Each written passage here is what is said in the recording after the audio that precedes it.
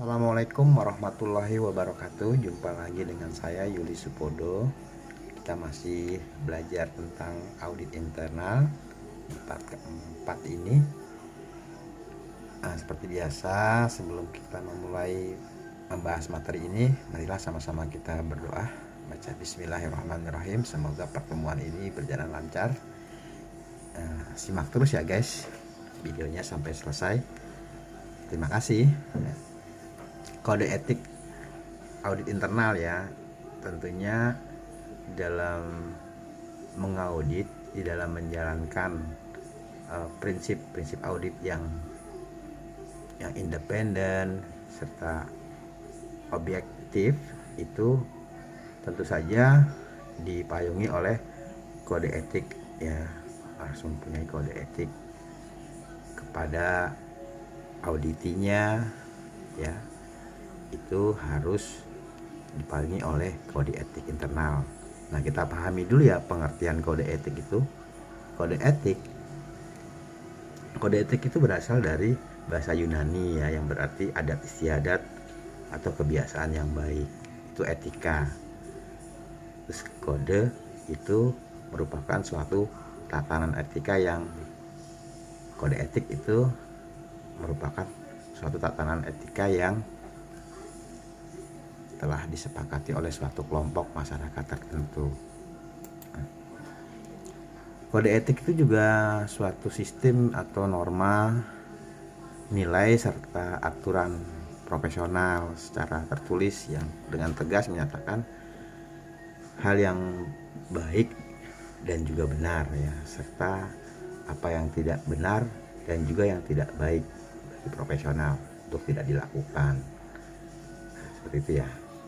Nah, tapi secara umum kode etik itu adalah suatu sistem norma atau nilai juga yang berupa aturan profesional yang tertulis secara tegas menyatakan bahwa apa yang benar dan baik dan apa yang tidak benar dan tidak baik bagi profesional ya. Jadi ada kode etiknya.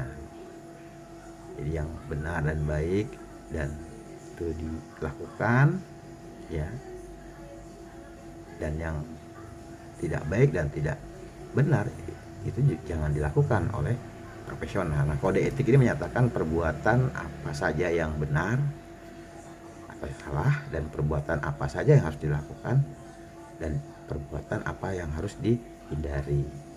Itu namanya kode etik ya guys. Nah, ini tadi ya, kita sudah tahu etika itu berasal dari bahasa Yunani yang berarti adat istiadat atau kebiasaan yang baik. Etika itu. Jadi kode etik itu merupakan suatu tatanan etika yang telah disepakati oleh suatu kelompok masyarakat tertentu. Nah, kedua, gimana pendekatan kode etiknya ya? Nah, itu adalah suatu integritas. Nah, ada prinsip-prinsip untuk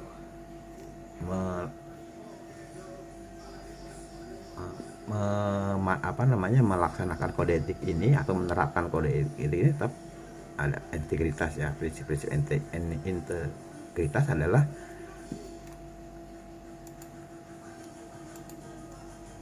utuh ya. tetap menjalankan kode etik itu, kode etik ya, tapi tetap integritasnya adalah mutu ya, menjaga mutu, sifat atau keadaan yang menunjukkan kesatuan yang utuh sehingga memiliki potensi dan kemampuan yang memancarkan kewibawaan dan kejujuran. Nah, satu ya, apa sih prinsip integritas itu dalam melaksanakan kode etika audit? Yaitu satu, harus melakukan pekerjaan mereka dengan kejujuran, ketekunan, dan tanggung jawab. Kejujuran itu seperti apa? Ya, kejujuran itu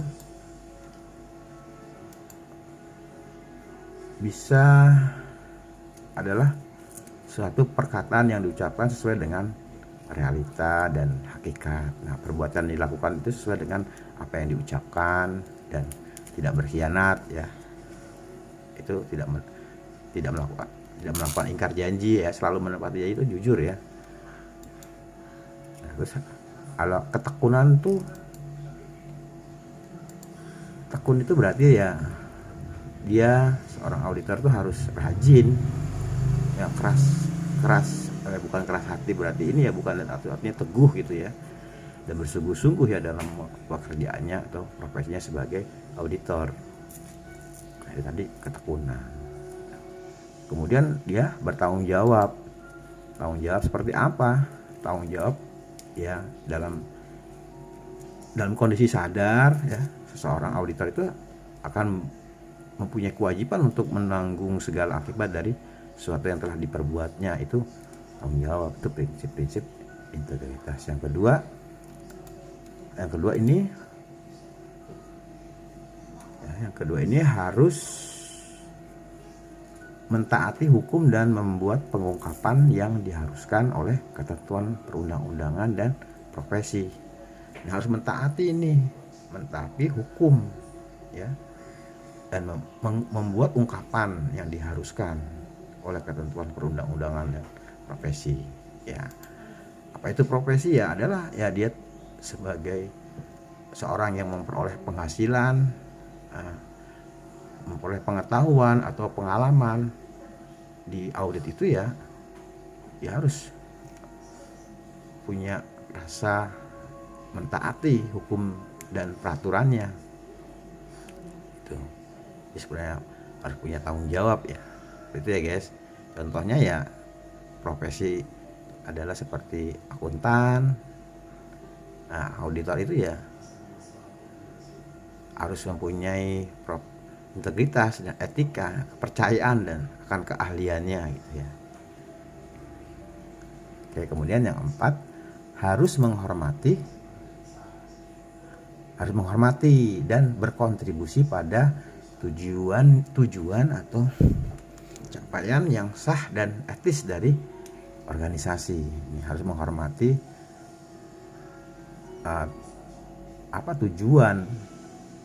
tujuan itu dari organisasi tadi harus dihormati ya, dan berkontribusi. Tujuannya apa ya? Tujuannya dari audit dia tadi menciptakan nilai tambah perusahaan ya, membuat kinerja yang good government di manajemen itu ya, karena taat aturan dan taat prosedur ya, itu. Nah, dalam bidang audit misalnya berkontribusi itu apa? Kalau menghormati kita sudah sama-sama menghormati ya, itu sama-sama saling menghargai ya. Kalau berkontribusi ya misalnya dalam bidang audit, berkontribusi itu berarti sejauh mana setiap auditor itu mensukseskan ya, rasa ingin mensukseskan atau mencapai tujuan dari organisasi itu secara individu maupun secara keseluruhan ya. Contohnya seperti misalnya ketercapaian suatu perusahaan atau organisasi bertambah nilainya atau bertambah profitnya dengan kinerja yang baik ya, itu tak lepas dari peran dan fungsi dari kontribusi ya dari auditor, atau dalam hal ini audit internal. Kemudian yang B adalah prinsip objektivitas. Prinsip objektivitas itu satu, tidak akan berpartisipasi dalam kegiatan atau hubungan apapun yang dapat mengganggu atau dianggap mengganggu, itu kebiasaan penilaian mereka itu ya, itu mengganggu hubungan,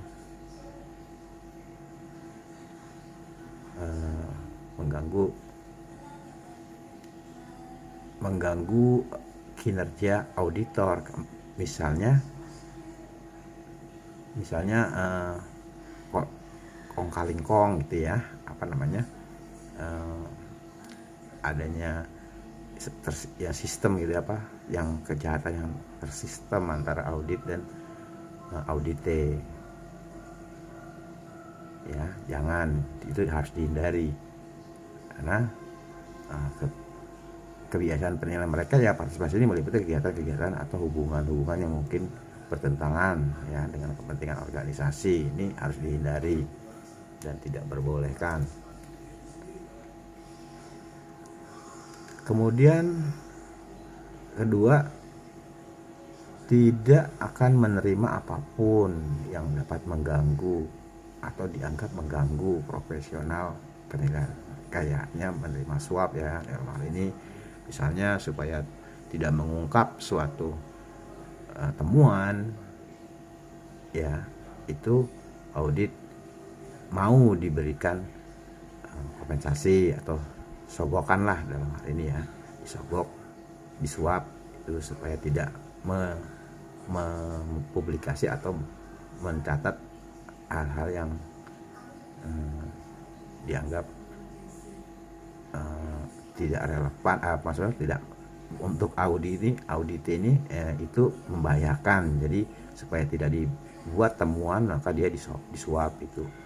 Ini prinsip objektivitas harus dihindari dan kalau bisa ini diberi nasihat atau diberi saran di ini supaya tidak melakukan hal yang seperti ini ya.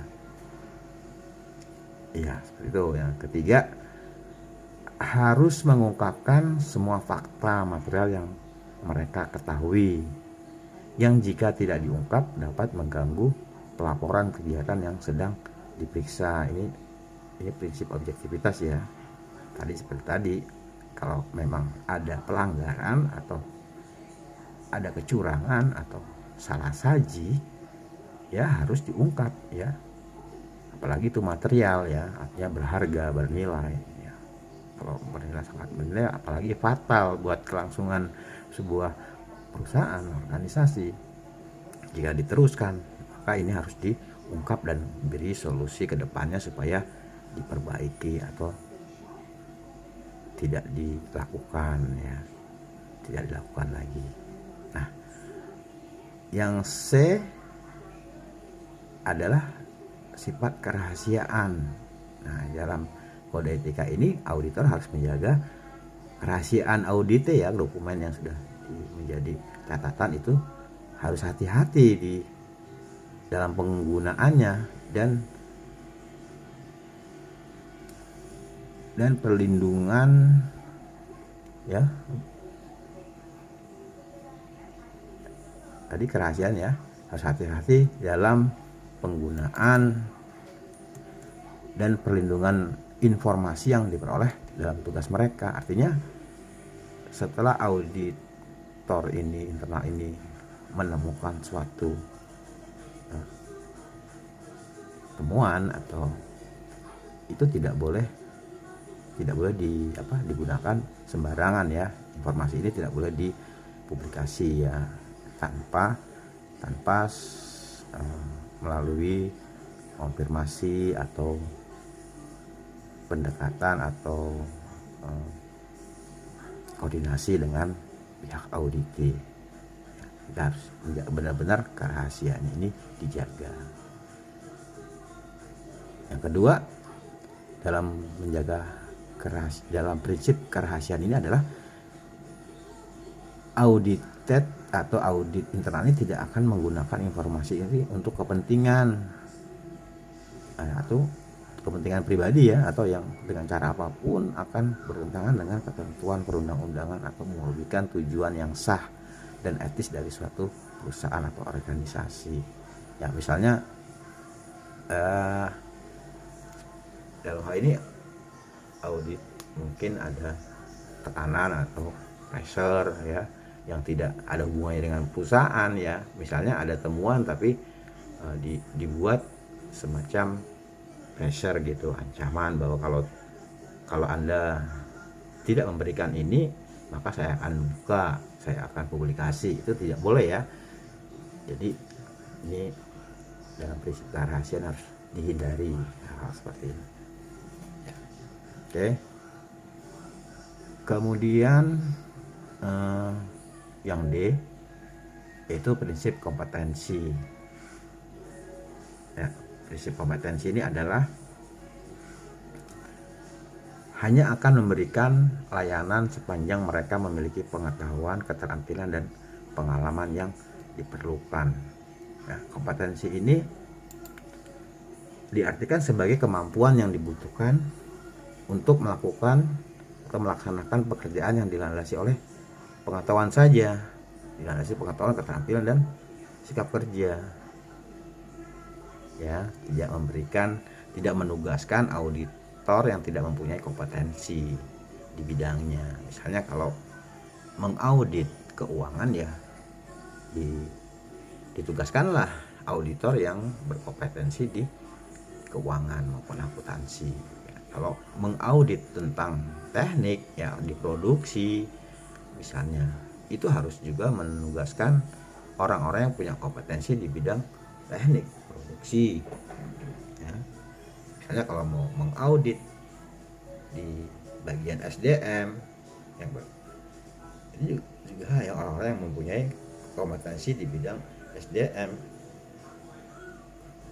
ya manajemen SDM, ya seperti itu, supaya dia memahami betul medan pekerjaannya dengan apa yang dia miliki, kompetensi yang dia miliki untuk melaksanakan audit tersebut, supaya pengetahuan dan keterampilan itu dilihat dari sikap kerjanya itu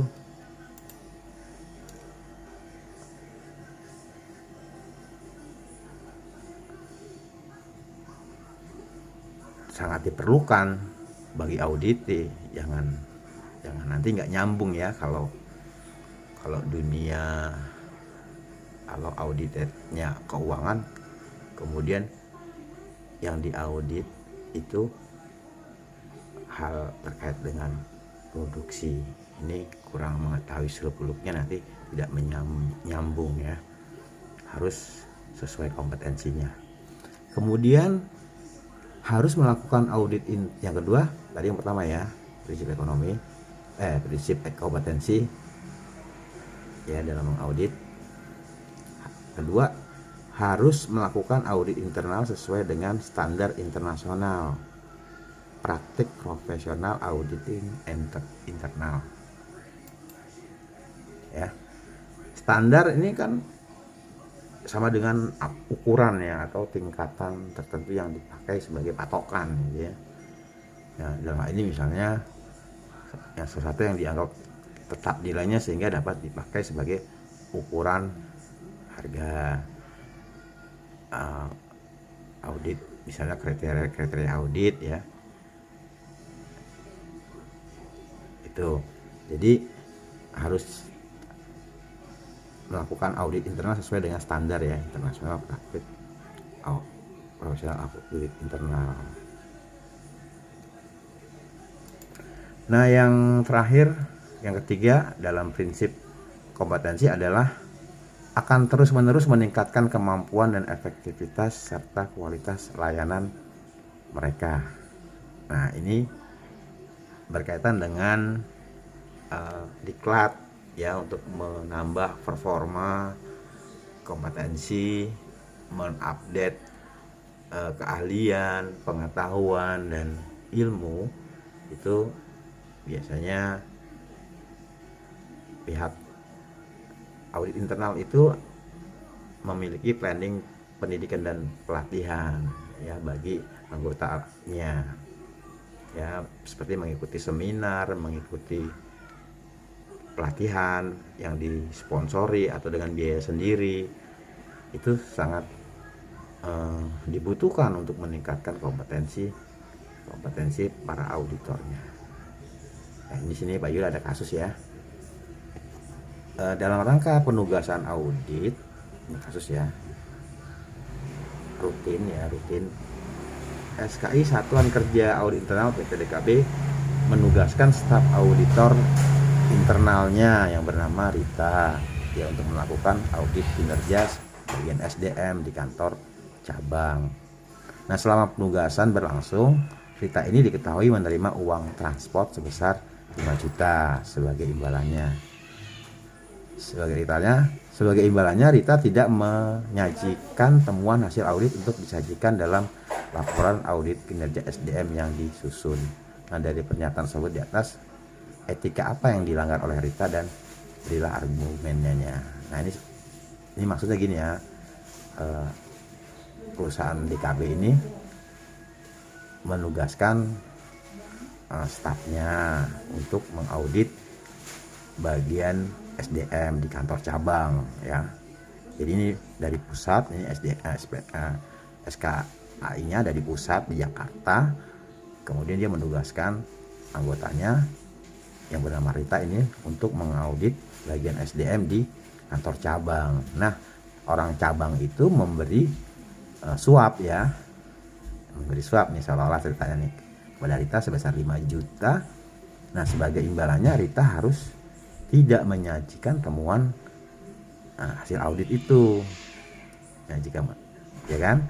Nah, ini melanggar kode apa ya? Nah, kita buat sama-sama. Nah, berikan komentarnya di kolom komentar ya pada video ini. Oke guys, demikian yang pelajaran ini ya, pelajaran audit internal tentang kode etik satuan kerja internal. Semoga bermanfaat dan saksikan terus video-video Pak Yuli selanjutnya. Terima kasih, semoga bermanfaat. Billahi taufiq wal hidayah. Assalamualaikum warahmatullahi wabarakatuh.